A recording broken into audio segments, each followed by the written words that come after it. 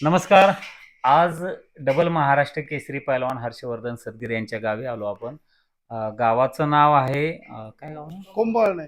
कोंबाळणे, तालुका अकोले, जिल्हा अहिल्यानगर. आणि आपल्यासोबत त्यांचे वडील आहेत, आई आहेत आणि एखाद्या पैलवानाच्या घरी हे जे सर्व पाठीमागे बघू शकता बक्षीस आणि सर्वात मोठा आनंद म्हणजे आई वडिलांना होतो, कारण शून्यातनं त्यांनी घडवलेले असतात. आज पैलवान हर्षवर्धन सदगीर यांना लहानापासून ते आजपर्यंत कशा पद्धतीने घडवले आजच्या व्हिडिओच्या माध्यमातून बघणार आहोत आम्ही. काय सांगाल, पहिली प्रतिक्रिया काय हर्षद भाऊ, हे डबल महाराष्ट्र केसरी झाले? खूप छान वाटलं आम्हाला आणि वाटलं होतं यावेळेला होईल आणि त्यांनी ते करून दाखवलं, त्याच्यामुळे खूप आनंद झाला आम्हाला. दुसरी म्हणजे एक संधी होती की ट्रिपल महाराष्ट्र केसरी झाले आज ते 2024 ला मला वाटते. 2024 ला पण आम्हाला फुल कॉन्फिडन्स होता का तो डबल महाराष्ट्र केसरी होईल, पण त्यावेळेला थोड्या फरकाने त्याला उपमहाराष्ट्र केसरी पदावर समाधान मानावं लागलं. आता पाठीमागे गदा भरपूर आहेत, त्यातील महत्वाच्या गदा सगळ्याच असतात पलवानाला, परंतु मला वाटते पहिलीच उपमहाराष्ट्र केसरीला गदा दिलेली आहे आणि ती पाठीमागे गदा आहे. दोन महाराष्ट्र केसरी, 2 महाराष्ट्र केसरी, 1 उपमहाराष्ट्र केसरी, हे 3 गदा महत्वाच्या आहेत, सगळ्याच महत्वाच्या आहेत तसे पलवानासाठी. काकी काय सांगाल, पहिली प्रतिक्रिया काय? तुम्ही महाराष्ट्र केसरी बघितल्यानंतर तुम्ही आलेला का तिथं? नाही आले मी. टीव्हीवर बघत होता? हा, टीव्हीवर बघत होते मी. हा. देवाजवळ कसा आनंद प्रार्थना होता? करत होते. खूप आनंद होता मला. डबल महाराष्ट्र केसरी झाले होतो, खूप आनंद झाला. त्याने पण मला कुस्ती झाल्या लगेच फोन केला का मग मी तुझा आशीर्वाद, मी महाराष्ट्र केसरी झालो. नक्कीच. आणि तसं बघायला झालं तर हा जो भाग आहे तुमचा एवढं डेव्हलप नाही आहे, नाही, सुपीक नाही, नाही, नाही. कारण सगळे डोंगरच दिसतात. सगळे यातनं कसं घडवला तुम्ही? यातनं ते शाळेवर क्लर्क म्हणून काम करतात, मी पण शेतीचं काम करते घरी. हा. मग त्याच्यातच आपले 2 पैसे आले ते त्यांच्यावर खर्च करायचा, त्यांच्यासाठी दोन्ही पोरांसाठीच. संपूर्ण जीवन म्हणजे आम्ही त्यांच्यासाठीच खर्च केलं. नक्कीच. नक्की. आज एवढं मोठं यश आहे, ते साधं सुद्धा यश येत नसतंय, त्याच्या पाठीमागं कष्ट असतो. कितव्या वर्षी तालमीत टाकलाय तुम्ही? सुरुवात कुठनं केली? तो 14 वर्षाचा पूर्ण झाला होता. आम्ही 8वीला त्याला बलकवडे शाळे भगूरला पाठवलं. तोपर्यंत त्याला कुस्ती फक्त नाव खेळायची एवढंच माहिती होतं. त्याला प्राथमिक धडे वगैरे सगळे बलकवडे व्यायाम शाळेतच भेटले. त्याच्यानंतर आंतरराष्ट्रीय कुस्ती संकुल काका पवार यांच्याकडे कधी पाठवला? 2017ला त्याने 2016ला तो आर्मी मध्ये जॉईनिंग झालं होतं त्याचं स्पोर्ट कोट्यातून. म्हणजे कुस्तीतनच सिनियर नॅशनलला मेडल असतं. सिनियर नॅशनलला मेडल होतं आणि त्याचं सिलेक्शन झालं होतं, पण त्यांनी 4-5 महिने तिथं काम केलं. पण त्याच्या डोक्यामध्ये एकच विषय होता का मला महाराष्ट्र केसरी व्हायचं. मी जर इकडं आर्मी मध्ये हे केलं तर मी महाराष्ट्र केसरी होऊ शकत नाही. त्यांनी संध्याकाळी फोन केला, म्हणजे दादा मला महाराष्ट्र केसरी व्हायचंय आणि मी नोकरी सोडू का? म्हटलं महाराष्ट्र केसरी होणं एवढं सोपं नाही म्हटलं, आणि तू स्वप्न बघतोय म्हटलं, मला विशेष वाटतंय, पण तुला तुझी जर आत्मविश्वास असेल तर आम्ही तुला त्याला पाठिंबा आहे म्हटलं. नोकरी सोडली तरी आम्ही तुझ्या पाठीमागे खंबीर उभा आहोत, तू तुझ्या पद्धतीने निर्णय घे. त्याने त्याच वेळेला आर्मीचा राजीनामा दिला 2017ला काका पवारांकडं गेला आणि 2च वर्षामध्ये त्यांनी महाराष्ट्र केसरी होऊन दाखवलं. म्हणजे फळ मिळालं म्हणाजे, आत्मविश्वास होता त्यांच्यात किंवा मी, आणि जर नोकरी असली तर बंधनं आले असते, प्रॅक्टिस करता आला नसतं. हो, बंधन आले असते, त्यामुळे त्यांनी तो निर्णय घेतला आणि तो 2019-20ला महाराष्ट्र केसरी झाला. त्यावेळेला आम्हाला समाधान वाटलं की नोकरी सोडली, पण मग काहीतरी नाव वगैरे त्यांनी केलं, महाराष्ट्र केसरी झाला. पण कधी कधी नोकरी महत्वाची आहे, कधी असा पश्चाताप वाटला का त्यांना, बाबा आपण नोकरी उगीच सोडली? कारण काय, महाराष्ट्र केसरी टायटल आहे, परंतु आयुष्याची रोजीरोटी ही नोकरीच देत असते. नोकरीमुळं बऱ्याचदा काय होते, आयुष्याचं म्हातारपण पर्यंत आता तुम्ही नोकरी करताय, त्यामुळे आर्थिक संपन्न हे महत्वाचं, पैसे महत्वाचे प्रत्येक गोष्टीत. तर असं वाटलं होतं का उगीच नोकरी सोडली? नाही, तसं मनाला नाही वाटलं. तर म्हटलं ठीक आहे, नाही भविष्यामध्ये नोकरी भेटली तर बघू काय करायचं ते. पण मग त्याची जी इच्छा आहे महाराष्ट्र केसरी व्हायची ती केली. एकदा नाही तर तसं बघायला गेलं तो 3 ट्रिपल महाराष्ट्र केसरी झाला असंच म्हणावं लागेल. डीवायसपी असले असते. हो, आणि 2024ला उपमहाराष्ट्र केसरी झाला, म्हणजे तो तिथपर्यंत पोहोचलेलाच होता. दुसरं म्हणजे आता आपण महाराष्ट्र केसरी झाल्यानंतर एक खंत बोलून दाखवली की पहलवानाने, की मी काही नेत्यांकडे गेलो, पायऱ्या झिजवल्या, परंतु नोकरी दिली नाही प्रशासनाने. आता मला नोकरीची गरज नाही, मला बक्षीस चांगलं मिळालं. हे बघितलं असेल तुम्ही? हा, बघितलं. प्रयत्न केलेला हा, नोकरीसाठी? प्रयत्न केले, खूप प्रयत्न केले त्यांनी. 6 वर्ष ना. दखल कोणी घेतली नाही? हा, दखल कुणी घेतली नाही. मुंबईला जायचा, परत घरी यायचा, असं बऱ्याच वेळा चक्रा मारल्या त्यांनी, पण होईल होईल म्हणायचे. तुझी फाईल गेली, या टॅबला गेली, त्या टॅबला गेली, आम्हाला पण आशा लागायची. पण जाऊ दे म्हणलं, असेल नशिबात ते होईल, करू आपण काहीतरी. आता अपेक्षा काय जे टार्गेट होतं डबल महाराष्ट्र केसरी झालेलं आहे, पूर्ण झालेलं आहे. आता आशा काय प्रशासन अशा काही प्रशासनानं त्याला छोटीशी का होईना नोकरी द्यावी एवढीच इच्छा आहे आमची. पुढं म्हणजे पुढच्या भविष्यासाठी त्याच्या काहीतरी होईल असं. आता किती दिवस कुस्त्या मारील तो तरी, हो. असं आहे ना. तसा खूप सिनियर आहेत. गेले मला वाटते बरोबर. 2020 म्हणजे आता 26 म्हणजे एक 6 वर्षाचा गॅप पडलेला. 6 वर्ष त्यांनी फॉर्म फॉर्म टिकून टिकून ठेवला. एवढं सोपी गोष्टी नाहीये ही. जे खेळाडू असतात त्यांनाच माहिती आहे का 6 वर्ष एका फॉर्म टिकून ठेवणं एवढं सोप्या गोष्टी नाही. 6 वर्ष तो कंटिन्यू फॉर्म टिकून ठेवला. 7 वर्षांनंतर मला वाटतं हा पहिलाच खेळाडू असेल का तो पुन्हा 6-7 वर्षांनंतर महाराष्ट्र केसरी होतोय. बऱ्याच जणांचे मी बाईट घेत होतो की कोण होईल महाराष्ट्र केसरी. हर्षद भाऊ सदगीरला काहींचं म्हणणं होतं की मॅटवरनं फायनलला येतील, पण प्रबळ दावेदार म्हणून असं थोडं उल्लेख करत नव्हते. म्हणजे सगळ्यांसाठी एक धक्कादायक निकाल दिलेला आहे. नाही तसं बघायला गेलं धक्कादायक नाहीच आहे. जे जाणकार आहे कुस्तीतले जे जाणकार आहे ना ते 100% सांगत होते अगोदरच का ह्या वेळेला हर्षवर्धन डबल महाराष्ट्र केसरी होणार. जाणकारांना 100% खात्री होती की हर्षवर्धन महाराष्ट्र केसरी होणार. आणि मला सुद्धा वाटलं होतं. मी त्याच्या मागच्या कुस्ती जी मातीच्या याच्या कुस्त्या बघितल्या 100% खात्री होती का तो डबल महाराष्ट्र केसरी होणार. कारण मॅटवरनं एक्सपर्ट होते, अनुभव स्पर्धेतला हो. अनुभव, मॅटवर चालणारा स्टॅमिना सर्वात महत्वाचा म्हणजे स्टॅमिना. सगळ्यात महत्वाचा स्टॅमिना. आजच्या वेळेला सुद्धा तो पूर्ण 6 मिनिटं कुस्ती करतो. दुसरं म्हणजे फार संयम आहे हो. संयम तर कधी भरपूर कोणालाच आहे. म्हणणार नाही आणि चुकीचं तुम्हाला एकही व्यक्ती म्हणणार नाही की हर्षद भाऊचं चुकीचं बोलताना नाही, काय ऐकू येणार. आजपर्यंत त्याला कोणीच म्हणणार नाही का तो चुकीचं वागला. हा. आमच्या कानावर तरी आजपर्यंत कधी आलेलं नाही. मग ते छोट्या कुस्त्या असो, मोठी कुस्ती असो, यात्रेच्या कुस्त्या असू द्या, कधीही आजपर्यंत आम्हाला वाटलं नाही की हर्षद चुकीचं वागलं. आणि सर्व जे कुस्ती असतात त्यांच्या सर्व काटा कुस्ती असतात. सर्व काटा कुस्त्या त्याला हा. पहिल्यापासून सांगणे ज्या दिवशी नाही खेळायचं त्या दिवशी सोडून द्यायचं, पण का अशी सल्ला कुस्ती करायची नाही. त्यामुळे नक्कीच. आणि तुमचे हे संस्कार आहेत की त्यांना तुम्ही घडवलात. आता तुम्ही क्लेरिकल डिपार्टमेंटला आहात, क्लार्क म्हणून आता आहेत का?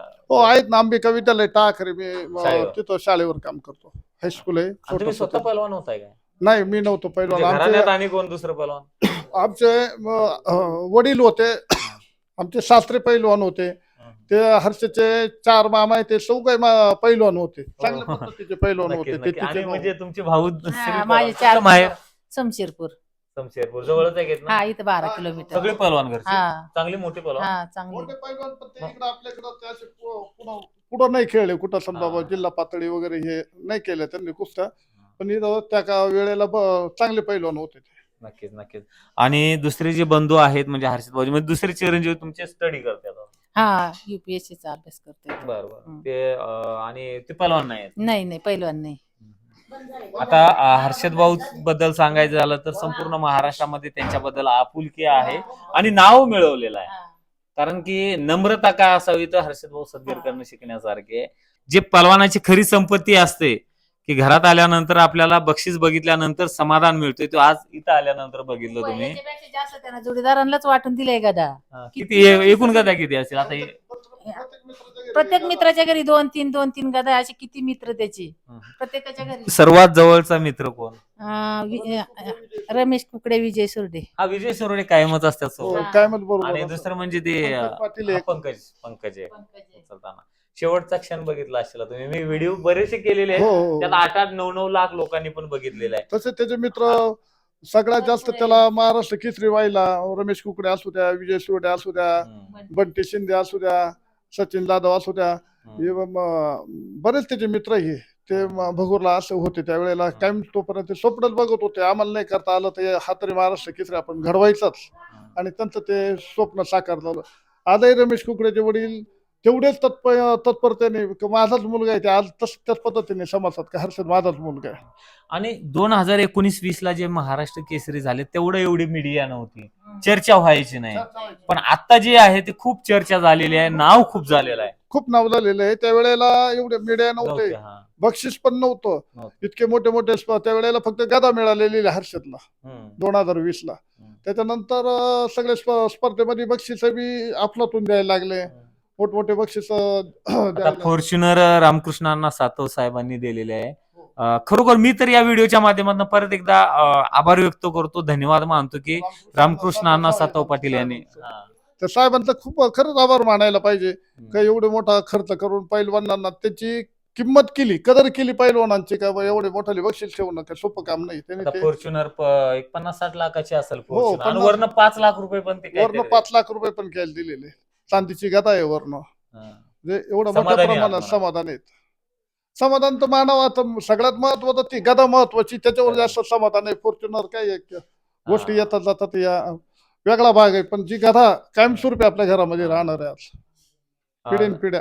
नक्कीच. आणि ती गाडी आता आपल्याला बक्षीस वितरण कधी करणार आहे? ते नाही सांगता येणार आपल्याला. आता बघतील ते हर्षद वगैरे, त्यांना बोलवतील कधी असेल ते. पण समाधान मला वाटते तुमच्या गावामध्ये पहिली फॉर्च्युनर असणार आहे का तालुक्यात? तालुक्यातच असायला पाहिजे एखाद्या वेळेस. तालुक्यात सुद्धा आम्हाला कधी बघण्यात आली का कोणाकडे फॉर्च्युनर आहे? नक्कीच. काकी आता फॉर्च्युनर मध्ये बसलात का तुम्ही? नाही नाही स्वप्न होणार लेखाच्या मुळे पूर्ण होणार. होईन आता. आलिशान गाडी मिळणार.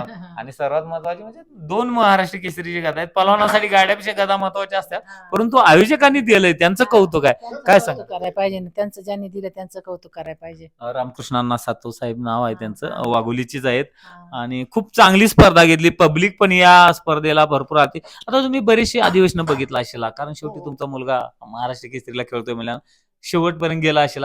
तर ही जी स्पर्धा झाली आहे वाघोलीत, त्या स्पर्धेबद्दल काय सांगा? नाही, ही स्पर्धाच आगळी वेगळी होती. त्याच्यामुळं पूर्ण महाराष्ट्रभर नाही, पूर्ण भारतभर नाव झालं तिचं. मग तिथं आम्ही स्वतः इतके आदिवासी मी स्वतः बघितले. दरवर्षी प्रत्येक अधिवेशनाला मी असतोच, पण इतकी गर्दी दरवर्षीच्या अधिवेशनापेक्षा 4 पट गर्दी ह्या वेळेला होती. 4 पट. उभी राहायला आणि बसायला सुद्धा जागा नव्हती. आम्ही स्वतः 4 वाजता एका जागेवर बसलो होतो. कुस्ती होईपर्यंत एकाच जागेवर होतो. पाणी प्यायला सुद्धा उठता नाही आलं. गर्दी होती तुफानाने. आपण गेले अनेक दिवस त्या याच्यात काम करू. नियोजन पण छान नव्हतं. एकच नंबर नियोजन होतं. आणि कुठल्याही स्पर्धेला गालबोट लागला निर्विघ्नपणे पार पडली स्पर्धा. कोणतंच गालबोट नाही, निर्विघ्न पार पडली. पार्किंग व्यवस्था एकदम व्यवस्थित केली होती. हे कुस्त्या झाल्यानंतर सुद्धा कोणाला अडचण आली नाही, ट्रॅफिक जाम झाली नाही, काही नाही. कारण तसं बघायचं झालं वाघोलीचा हा ट्रॅफिक जास्त असते त्या हो, भागात. आणि फायनलची कुस्ती ज्यावेळेस तालमीतल्या तालमीत आलेली आहे महेंद्र गायकवाड, आणि पहिल्यांदा महेंद्र गायकवाडचं बी कौतुक केलं पाहिजे, कारण सिकंदर शेख यांना हरवणं सोपं नव्हतं आणि तिसऱ्यांदा विजय मिळवलेला आणि 3-0 असं काहीतरी गुणफलक होतं. आणि महेंद्रचं पण कौतुक केलं पाहिजे, पहिलवान महेंद्र गायकवाड यांचं. आणि महेंद्र बद्दल काय सांगाल तुम्ही? महेंद्र पण तसं मग त्याच्या हर्षदचे चांगले. आम्ही महेंद्रला सुद्धा एक आमचा लहान मुलगा, हर्षदचा लहान भाऊ म्हणूनच त्याला संबोधतो आम्ही. महेंद्र इथं आमच्या घरी येऊन गेलेला आहे बऱ्याच वेळा. हर्षद बरोबर गेल्या वर्षीच आला होता तो. त्याच्यामुळं शेवटी खेळ आहे तो, कुस्ती तिथं करावाच लागणार. मोठा भाऊ जिंकला, लहान भाऊ हारला, एवढंच म्हणू शकतो. नक्कीच. महेंद्र बद्दल तुमची प्रतिक्रिया काय? त्याने महेंद्र पण आमचाच मुलगा समजतो. आम्ही गेल्या वर्षी आला होता ना आमच्या इथं, कुस्ती ठेवली होती हर्षदनं त्याची. अशा गोष्टी जाणून घेण्यासारख्या मी काय जास्त वेळ घेणार नाही. आणि आज आपल्यासोबत पैलवान हर्षद भाऊ सदगीर यांचे आई वडील होते. थोडीशी मुलाखत घेतलेली आहे. व्हिडिओ कसा वाटला नक्की सांगा. भेटूया पुढील एखाद्या अशाच व्हिडिओमध्ये. आणि कधी आपण या गावाला आयुष्यात कधी आलेलं नाही, पहिल्यांदा आलोय. जर तुमच्याही गावात यायचं असेल तर तुम्हाला महाराष्ट्र केसरी व्हावं लागेल असं मी पैलवानाला आवाहन करेल, कारण की आज संपूर्ण महाराष्ट्राचं लक्ष या गावाकडे आहे. आणि नक्कीच पैलवानाच्या माध्यमातून गावाचं, तालुक्याचं, जिल्ह्याचं नाव झालेलं आहे. त्यामुळं पुढील वाटचालीसाठी शुभेच्छा देतो. आणि पैलवानाने एक निर्णय घेतलेला की याच्या पुढे मॅटवरची कुस्ती खेळणार नाही.